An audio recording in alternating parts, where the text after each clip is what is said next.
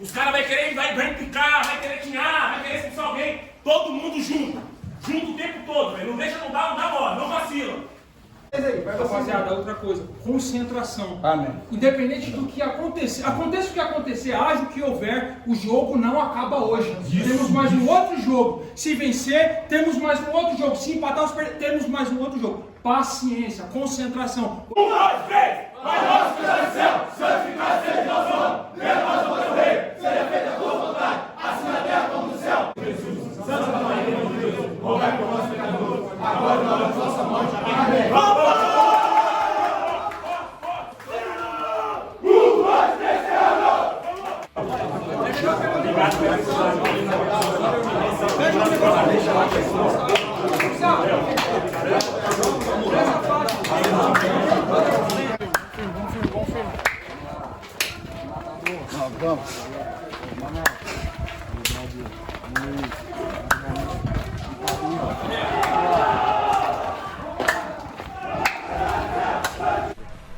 Graças a Deus a gente saiu daqui com um resultado positivo.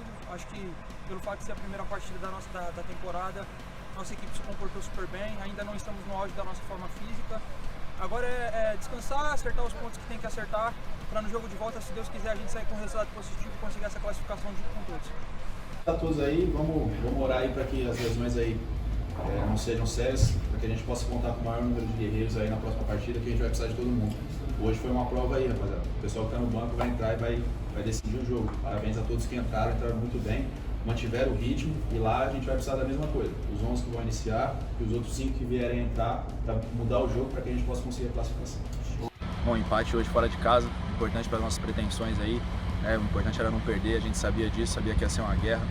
Pude contribuir aí com algumas defesas. Isso é reflexo do trabalho do Ilha Bacana, do Boca, do Lucas aí, que vem trabalhando bastante com a gente durante a semana.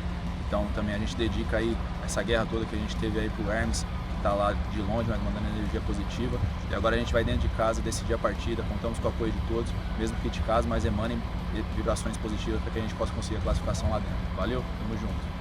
0 a 0 o primeiro jogo, os 90 minutos da decisão vai ser na nossa casa. Como que você avalia esse empate, levando lá para Petrópolis, e também a sua experiência ali à beira de campo substituindo o Hermes? Então, o resultado foi uma das nossas pretensões, jogando fora de casa.